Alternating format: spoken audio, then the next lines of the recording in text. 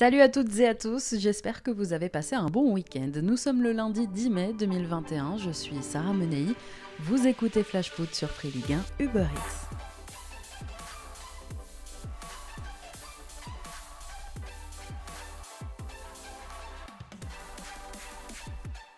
Rien n'est fait. Après la victoire lilloise vendredi soir à Bollaert et le match nul du Paris Saint-Germain hier soir à Rennes, les Dogs ont aujourd'hui 3 points d'avance sur le PSG à 2 journées de la fin. Oui, le titre tend les bras à Lille, mais rien n'est joué. Si Paris bat Reims dimanche prochain, le titre se jouera lors de la dernière journée. Maître de son destin, le club nordiste, quant à lui, doit prendre encore 4 points lors de ses 2 derniers matchs, la réception de Saint-Etienne et un déplacement à Angers, pour décrocher le 4e titre de champion de France de son histoire sans avoir à se soucier de ses concurrents. Mais 2 contre-performances lilloises ou une défaite des Dogs donnerait une dernière chance de sacre au trio composé donc du PSG mais aussi de l'OL et de l'AS Monaco. Et vu la folie de cette saison, ces renversements, ces retournements de situation, on se garderait bien de faire des pronos. Lille n'a plus le droit à l'erreur, Paris non plus, en ne revenant du Roison Park hier qu'avec le point du match nul. En clôture de cette 36e journée, Paris s'est compliqué la tâche, mais Paris n'a pas fait une croix sur le titre. Il est des titres qui se sont joués à l'ultime seconde du dernier match de la saison. Il suffit de si peu, alors c'est certes bien parti pour Christophe Galtier et ses hommes, mais pas d'emballement. L'Hexagone reste pour l'instant entre la gare de l'Île-Europe et la gare du Nord. Un constat quand même, Paris est très décevant en championnat cette saison. Il est beaucoup moins la bête noire que tous redoutaient il y a encore quelques mois. Moins talentueux peut-être sur le papier que les saisons précédentes, avec un changement de coach aussi à Noël et un collectif moins collectif justement. Après son élimination en demi-finale de la Ligue des Champions la semaine dernière, attention à ne pas tout gâcher en cette fin de saison. Allez, on fait le point sur toutes les autres rencontres du week-end et ce qu'il ne fallait pas manquer de cette 36e journée de Ligue 1.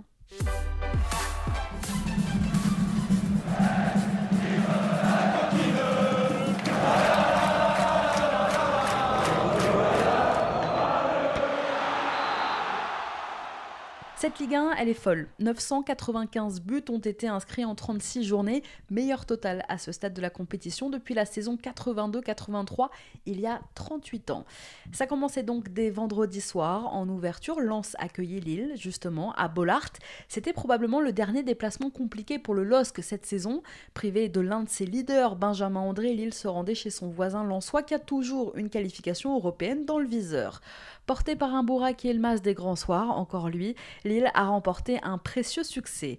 Très vite, la rencontre démarrait bien pour les Dogs. Dès la 2e minute de jeu, Jonathan Bamba s'écroulait suite à un contact très léger de Fofana dans la surface. Burak Yilmaz se chargeait de transformer le penalty. Une demi-heure plus tard, alors que les locaux tenaient tête aux Lillois, ils allaient être réduits à 10 après l'exclusion de Clément Michelin. Un second jaune un peu sévère pour Michelin, trop virulent dans un duel aérien avec Tchelik. À 11 contre 10, les Lillois tuaient la rencontre avant même la mi-temps avec un 2e but de Yilmaz. Et quel but! En infériorité numérique et mené 2-0, les Lensois subissaient les vagues successives de leurs adversaires. Finalement, le portier lensois Jean-Louis Lécart repoussait mal une frappe de Bamba qui profitait à Jonathan David pour inscrire le but du 3-0 à l'heure de jeu. Lens a bien tenté de réagir, mais le score en restera là. 3-0 donc pour Lille, la facture est un peu moins lourde qu'au match aller, alors que les Lillois l'avaient emporté 4-0 à l'automne à Pierre-Mauroy. Mais la série se poursuit quand même. 14 ans sans victoire à domicile pour les Lensois dans le derby du Nord. Et puis surtout, au classement, l'opération est mauvaise pour les joueurs de Francaise qui perdent la 5e place au profit de Marseille, tandis que le LOSC, je le disais, fait un grand pas de plus vers le titre en Ligue 1 avec ses 4 points d'avance désormais sur le Paris Saint-Germain. Alors forcément, le retour des Dogs à Luchin s'est fait dans la liesse. Depuis l'intérieur du bus lillois, les joueurs, Christophe Galtier et son staff, ont vu la joie de leurs supporters.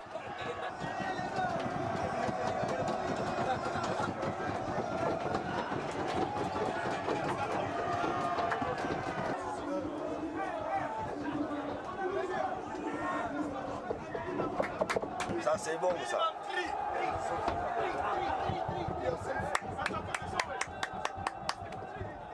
Avec la défaite parisienne, les protégés de Christophe Galtier ont donc creusé un petit écart avec leurs rivaux dans la course au titre avant les 2 dernières journées. Grâce à ce 23e succès de la saison, Lille garde son trône de leader à l'issue de cette 36e journée. Il y avait ce week-end la lutte pour le titre, mais celle pour le maintien battait elle aussi encore son plein ce week-end. Nantes et Nîmes ont fait la bonne opération, Bordeaux s'enfonce, Lorient et Strasbourg calent et Brest jouent à se faire peur. On commence par le derby de l'Atlantique. Samedi après-midi à la Beaujoire, Nantes accueillait donc Bordeaux, un derby aux allures de Ligue 2, un match de la peur. Les Canaries, 18e avant le coup d'envoi, devaient impérativement gagner face à Bordeaux, 15e. Bordeaux de son côté, après une victoire salvatrice face à Rennes la semaine dernière, avait l'occasion d'assurer leur maintien en prenant 3 points. Mais c'est pas faute de l'avoir répété le week-end dernier en voyant la joie et la liesse des joueurs bordelais et de certains supporters. Non, Bordeaux n'était pas maintenu dès la victoire contre Rennes. Une victoire étriquée et une équipe toujours très fébrile. Elle l'a montré encore ce week-end. Dès le début de la rencontre, samedi, c'est Nantes qui a largement dominé les débats. Très vite, les hommes d'Antoine Comboiré se créaient quelques occasions. Un centre de Ludovic Blas très bon samedi, on y reviendra, pour Khalifa Koulibaly tromper Costil. L'attaquant malien n'avait plus marqué dans le jeu depuis 2 ans. 1-0 donc pour Nantes dès la 20e minute de jeu. Derrière, Randal Kolo Muani passait pas loin du but du break. Pas de sursaut bordelais en seconde période. Le deuxième acte commençait sur la même dynamique exactement que le début de la rencontre. Sur une faute du latéral suisse Loris Benito, Kolo Muani obtenait un penalty. Kimran Louza ne se faisait pas prier pour transformer. Les changements apportés ensuite par Jean-Louis Gasset, qui avait titularisé le jeune Sékou Mara pour l'occasion, n'apporteront rien. Les entrées simultanées de Nicolas Depréville, d'Amadou Traoré, de Rémi Houdin et de Paul Baïs ne changeaient rien. À 20 minutes du terme, Simon Moses servait parfaitement Kolo Muani, encore lui, qui reprenait d'une belle reprise de volée pour le 3e but nantais.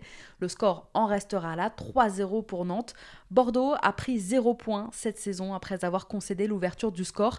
Personne n'a fait pire en Ligue 1 cette saison. Une stat aussi, une autre terrible, 1,05, c'est 1,05 points pris par match avec Jean-Louis Gasset à la tête de l'équipe. Plus mauvais bilan d'un entraîneur bordelais. À l'agonie depuis le début de l'année, les Girondins en sont désormais à 13 défaites en 15 matchs. Et pourtant, ils vont bien finir la saison avec Jean-Louis Gasset, c'est bien parti pour. Ils ont un vrai parcours de relégables, les Bordelais, avec 12 buts encaissés face à des concurrents directs et des défaites face à des mal classés, Nîmes, Nantes, Lorient, Strasbourg. En plus de voir Nantes revenir à seulement 2 petits points à l'issue du week-end, en prenant 3 buts encore samedi, les Girondins voient leur différence de but se dégrader. Nantes, de son côté, poursuit sa belle série. On ne sait pas si c'est la prime de Valdemar Kita qui les motive, mais les Canaries poursuivent donc avec cette 3e victoire consécutive en Ligue 1 et peuvent croire plus que jamais au maintien avec cette nouvelle victoire, la première à domicile depuis octobre. Juste après, c'est l'Olympique lyonnais qui recevait Lorient 6 jours après son succès à Louis II. La réception des Merlus devait permettre à Lyon de confirmer et de reprendre provisoirement la 3e place au classement. Après une première période loin d'être emballante, l'OL, privé ce week-end de 6 de ses joueurs, dont 3 cadres, a su accélérer en seconde période pour s'imposer. Oussem Aouar, dans le dur depuis quelques semaines, est venu rappeler à tout le monde ce week-end qu'il avait réalisé un grand Final 8 à Lisbonne l'été dernier et son binôme avec Ryan Cherki dimanche a fait du mal à la défense lorientaise. C'est d'ailleurs le jeune Cherki qui venait avec la manière juste après la mi-temps offrir aux Lyonnais le premier but de la rencontre. Dans la foulée, Paul Nardi, le gardien lorientais, devait réaliser quelques miracles devant Bruno Guimaraes et Maxwell Cornet pour maintenir ses partenaires à flot, mais finalement, en déviant une tentative de Karl Toko Ekambi, le ballon revenait sur Lucas Paqueta qui n'avait plus qu'à pousser au fond. Mené 2-0 à l'heure de jeu, les Merlus venaient d'abdiquer. 10 petites minutes plus tard, si Nardi repoussait le pénalty de Guimaraes, l'arbitre sanctionnait le portier lorientais pour avoir quitté sa ligne trop tôt. La deuxième tentative fut la bonne pour le milieu de terrain brésilien qui s'offrait même un doublé 5 minutes plus tard. Pour la différence de but, l'OL pourra regretter ce but encaissé en fin de rencontre, un tir imparable de Thomas Monconduit dans la lucarne. Score final donc 4-1 pour Lyon. Les victoires lyonnaises à Monaco puis contre Lorient maintiennent le suspense, mais les Lyonnais sont toujours 4e, hors du podium à l'issue de cette 36e journée, à 1 point des Monégasques, assez peu inquiétés à Reims dimanche, on verra ça dans un instant. Lorient de son côté reste hors de la zone rouge, 17e, mais voit Nantes revenir à un petit point. Lyon compte aujourd'hui 73 points après 36 journées. Une seule des 44 équipes qui avaient autant de points au même stade de la compétition n'ont pas fini la saison sur le podium. Il s'agissait de Marseille il y a 3 ans avec à sa tête Rudy Garcia. À noter la première apparition en pro aussi ce week-end du jeune Habib Keita, jeune du centre de formation lyonnais. Et puis Cherki, encore lui, buteur à Monaco dimanche dernier, titulaire et passeur décisif samedi au Parc OL. Il est devenu le plus jeune joueur à être impliqué sur au moins un but lors de 2 rencontres consécutives en Ligue 1 depuis Corentin Jean à l'Estac il y a 8 ans. D'ailleurs, l'art de la transition, félicitations à Troyes et à Laurent Batles que l'on retrouvera la saison prochaine en Ligue 1. Vainqueur 2-0 contre Dunkerque samedi, l'Estac a validé sa montée en Ligue 1 la saison prochaine avec en prime le titre de champion de Ligue 2. Descendu en deuxième division à l'issue de la saison 2017-2018, l'Estac remonte donc 3 ans après. En milieu de semaine, on saura si Clermont les rejoint ou pas. Les Clermontois, deuxièmes aujourd'hui au classement, ont pour l'instant 4 points d'avance sur le troisième, Toulouse, mais le TFC a un match en retard à disputer mercredi soir face à Pau, 16e. Si les Toulousains perdent, Clermont est en Ligue 1. Si Toulouse gagne ou fait match nul, eh bien tout se décidera à la dernière journée, le week-end prochain, et oui, puisqu'il ne reste qu'une seule journée en Ligue 2. Retour à la Ligue 1 dimanche après-midi, c'est Saint-Etienne qui recevait l'Olympique de Marseille. Un match très important pour l'OM qui avait l'occasion de prendre 3 points d'avance sur Lens et de récupérer la 5e place synonyme de qualification en Ligue Europa. Dans cette première période, et comme trop souvent cette saison, les hommes de Jorge Sampaoli ont subi. Après avoir fait le dos rond pendant près d'une demi-heure, les Marseillais finissaient enfin par sortir de leur camp. Florian Thauvin ne passait pas loin de l'ouverture du score après un coup franc bien frappé à la demi-heure de jeu. Finalement, ce sera la seule occasion marseillaise de la première période. Les Stéphanois reprendront vite le contrôle du ballon et finiront logiquement par ouvrir le score. Wabi Kazri, très en forme ce week-end, trouvait Arnaud Nordin pour inscrire juste avant la pause le premier but de la rencontre. Au retour des vestiaires, dans l'intention et dans les ambitions, le deuxième acte des Marseillais sera largement meilleur. Dimitri Payet se procurait plusieurs grosses occasions, mais on soulignera quand même ce week-end les très bonnes interventions d'Étienne Green, devant donc Payet, mais aussi devant Milik et même devant Dario Benedetto. Mais à force de se découvrir pour revenir au score, les Marseillais laissaient aussi des espaces qui profitaient aux Stéphanois et à la vitesse d'un Denis Bouanga et d'un Romain Amouma. En fin de rencontre, les deux attaquants des Verts butaient coup sur coup sur un Steve Mandanda solide. Le score en restera là, 1-0 pour Saint-Étienne. Deuxième défaite de l'ère Sampaoli, les Marseillais ratent le coche mais restent européens grâce à la défaite de Lens. De son côté, Saint-Etienne confirme sa forme du moment. Et puis c'est officiel, Florian Thauvin quittera l'OM à l'issue de la saison, direction le Mexique et les Tigres de Monterrey, le club actuel d'un autre ex-marseillais, André-Pierre Gignac. Averti dimanche contre Saint-Etienne, Florian Thauvin sera suspendu la dernière journée contre Metz. Il disputera donc son dernier match avec l'OM la semaine prochaine au Vélodrome contre Angers. Hier, Strasbourg recevait Montpellier. Les Strasbourgeois devaient prendre les 3 points pour faire un grand pas vers le maintien. Eh bien, c'est raté. Face au MHSC, les hommes de Thierry Lauré ont pris l'eau. Le binôme Gaëtan Laborde, auteur d'un doublé, et Andy Delors, auteur d'un but au retour des vestiaires, a encore fait des étincelles. Ludovic Ajorc et Kevin Zoe ont réduit l'écart pour le Racing, mais ce n'était pas suffisant. Battu 3-2, le Racing reste 16e aujourd'hui au classement à égalité de points avec Lorient, premier non relégable, et avec un seul petit point d'avance sur Nantes, 18e. Montpellier, de son côté, conforte sa 8e place et prépare de la meilleure des manières son affrontement avec Paris mercredi soir en demi-finale de la Coupe de France. Dans le même temps, c'est Nîmes qui avait rendez-vous à Saint-Symphorien, 19e avant le coup d'envoi avec 6 points de retard sur Lorient. Nîmes affrontait donc le FC Metz. En Moselle, les Crocos n'avaient pas le droit à l'erreur en vue du maintien, déjà très compliqué à ce stade de la saison. Certainement boostés par l'enjeu, les Nîmois ont poussé pendant toute la première période, mais les Messins ne craquaient pas, ils ne lâchaient rien. Après un exploit juste avant la pause, Alexander Oukidja s'inclinait finalement au retour des vestiaires. Sur un centre de Niklas Eliasson, Lamine Fomba coupait bien pour l'ouverture du score, donc à la 61e minute. Derrière le soldat, Renaud Ripard faisait même le break sur penalty. À un quart d'heure du terme, Wagner Diaz pensait réduire l'écart pour les Messins, mais son but sera refusé pour une main messine. Finalement, en toute fin de rencontre, Zinedine Ferrat inscrivait le 3e but nîmois. Score final 3-0 pour les Crocos, victoire ô combien importante pour les joueurs de Pascal Planck qui reviennent donc à 2 points de Nantes et 3 de Lorient et Strasbourg. Les Crocos peuvent rêver des barrages. En revanche, c'est déjà fini et on le sait pour Dijon qui se déplaçait hier à Angers, un DFCO déjà condamné à la relégation et qui n'y est vraiment plus. Après une série de mauvais résultats, c'était donc l'équipe parfaite pour relancer Angers. Grâce à des buts d'Angelo Fulgini, de Saturnin Alagbé contre son camp et de Loïs Diony, les Angevins s'imposaient 3-0. Quelques semaines après avoir annoncé son départ en fin de saison, Stéphane Moulin s'est dit soulagé et fier à l'issue de la rencontre. Une rencontre qui valide donc un 6e maintien consécutif du SCO dans l'élite. Je le cite, c'était important de laisser le club en Ligue 1, a déclaré donc celui qui a passé 10 ans sur le banc d'Angers. Et Dijon est décidément un adversaire qui réussit bien au SCO. Angers a désormais remporté 75% de ses matchs de Ligue 1 face au DFCO. C'est son meilleur ratio face à un adversaire actuel dans l'élite. Concernant Dijon, je vais vous dire la même chose que depuis quelques semaines maintenant, mais on pense à eux et on se dit vivement que ça se termine. Dimanche, toujours sur la Côte d'Azur, cette fois c'est Nice qui accueillait Brest. Une semaine après la claque prise contre Nantes, les Brestois ont pris l'eau à Nice. Malgré leur avantage au score à la pause grâce à un doublé de Steve Mounier et une supériorité numérique en deuxième période après l'exclusion du Niçois Pierre Lesmelou, Brest s'est sabordé, tout simplement.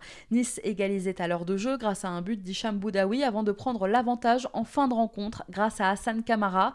Score final 3-2 pour des Aiglons qui réalisent une belle performance, tandis que les Brestois, eux, ont perdu un match qui aurait pu leur assurer le maintien. Le coup de gueule d'Olivier Dalloglio la semaine dernière n'a donc pas servi. Et cette fois, c'est l'enfant du pays, Brendan Chardonnay, qui en conférence de presse n'a pas mâché ses mots après cette nouvelle désillusion. Je l'explique pas, c'est juste pas possible. C'est juste pas possible de perdre ce match-là. On l'avait en main, on menait 2-1 et ils prennent un carton rouge. Voilà, il nous faut quoi de plus? Il nous faut 5 buts d'avance pour gagner un match. C'est pas possible de perdre ce match-là, surtout dans ce sprint final où tous les points comptent. Aujourd'hui, notre performance elle est juste inacceptable parce que comme j'ai dit, on a le match en main. C'est pas possible de perdre ce match-là en supériorité numérique. On sort énervé depuis le mois de janvier. On sort énervé de pratiquement chaque match. Il y a rien qui se passe. C'est pas possible. On veut des actes sur le terrain. Au bout d'un moment, c'est bien beau de se dire les choses, mais si on les met pas en pratique sur le terrain, ça sert à rien. Ne venez pas sur le terrain. C'est pas possible. Il y a une conscience que Brest joue avec le feu là actuellement. Ah, bien sûr, on le sait qu'on joue avec le feu. On le sait. J'espère que c'est dans la tête de tout le monde, parce qu'il faudra que des guerriers. Il faudra que des guerriers et que des mecs qui ont envie que le club de Brest soit en Ligue 1 l'année prochaine. La semaine prochaine, c'est un deuxième déplacement consécutif qui attend les Brestois puisqu'ils ont rendez-vous à La Mosson dimanche. Un déplacement difficile, bien que les Pailladins pourraient être fatigués par leur demi-finale de Coupe de France qu'ils auront disputée mercredi face au PSG. Alors ce match de dimanche prochain sonnera peut-être l'heure de la révolte brestoise. Un peu plus tard dans l'après-midi, c'est l'AS Monaco qui allait à Reims. Tout était bien plus calme pour les Monégasques à Reims par rapport à dimanche dernier face à Lyon. Les joueurs de Niko Kovac devaient l'emporter pour conforter leur 3e place au classement. Ils y sont parvenus sans briller. Comme attendu, c'est bien l'ASM qui prenait le contrôle du ballon dès les premières minutes de jeu. Mais comme attendu aussi, Reims n'était pas une équipe facile à manœuvrer.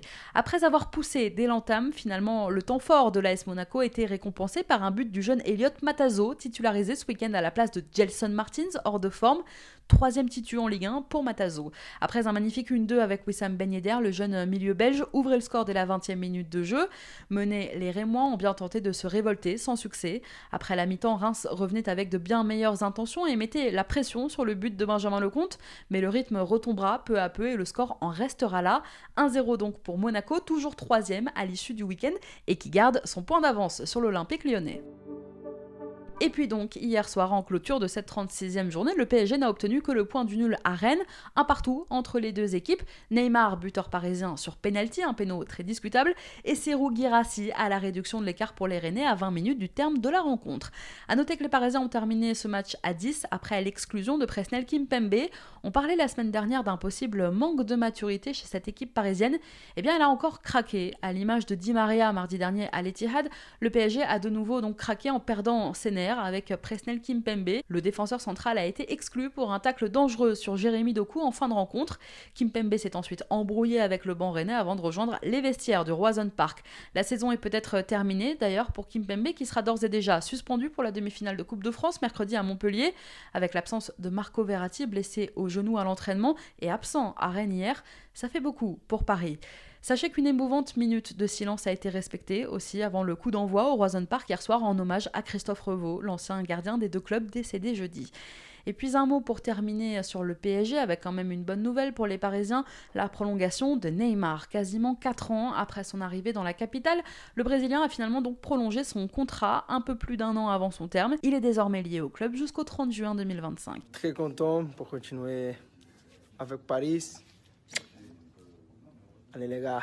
1 an avant le terme de leur bail, le PSG devait donc réussir à prolonger au moins l'une de ces deux stars. C'est chose faite avec Neymar, n'en déplaise à la presse catalane qui annonce le retour du Brésilien au Barça depuis des mois. Et quant à la situation contractuelle de Kylian Mbappé, pas encore de nouvelles, mais grâce déjà à la prolongation du Brésilien, Paris peut envisager son avenir un peu plus sereinement.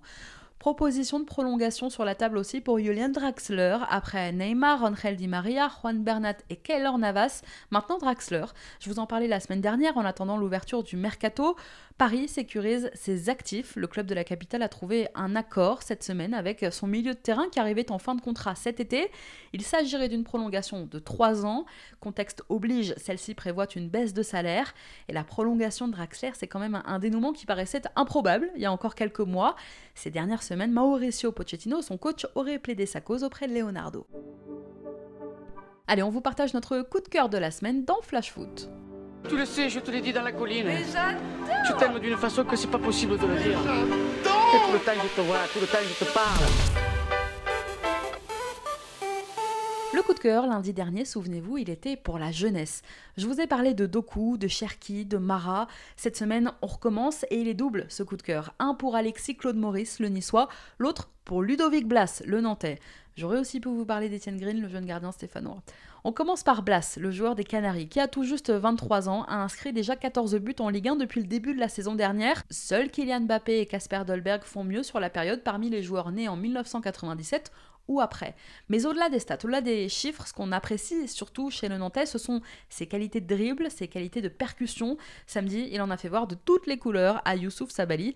S'il continue comme ça, Ludovic Blas, il ne devrait pas rester à Nantes bien longtemps. Et puis donc Alexis Claude Maurice, auteur de 3 passes décisives face à Brest dimanche, le joueur de 22 ans a réalisé une énorme performance face aux Bretons. En conférence de presse, le joueur a avoué lui-même que ce match était certainement le match le plus abouti de sa jeune carrière. Le jeune ailier est le premier Niçois qui délivre 3 passes D dans un même match depuis qu'Opta analyse la compétition. Cette 3e passe D d'ailleurs pour Hassan Kamara, allez la voir, elle est particulièrement spectaculaire. Claude Maurice s'est joué de la défense brestoise pendant de longues secondes avant de centrer en retrait pour son coéquipier.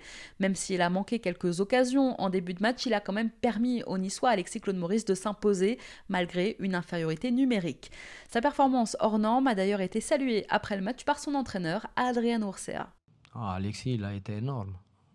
Je dirais une fois de plus, mais on voit un joueur en pleine confiance qui est en train de prendre des risques. Et honnêtement, moi en tant que spectateur, je paierais le billet pour aller voir des joueurs comme ça. C'est ces joueurs-là qui enchantent les foules et c'est pour ça que le football il est beau lorsqu'on peut avoir des footballeurs pareils. Non, Alexis, il est en train de grandir, il mène son chemin, je suis très heureux pour lui, on est tous d'ailleurs très heureux pour lui et on le voit encore grandir et je pense que lui-même, il ne connaît pas ses limites. Prochain objectif pour le jeune Niçois, l'Euro 2021 avec l'équipe de France Espoir cet été. Alexis Claude Maurice était présent avec les Bleuets lors de la phase de poule au mois de mars. Il a sûrement marqué des points auprès de Sylvain Ripoll en cette fin de saison en Ligue 1. Merci à tous d'avoir été avec nous, c'était Sarah Menei. Vous écoutiez Flash Foot sur Free Ligue 1 Uber Eats. On se retrouve demain.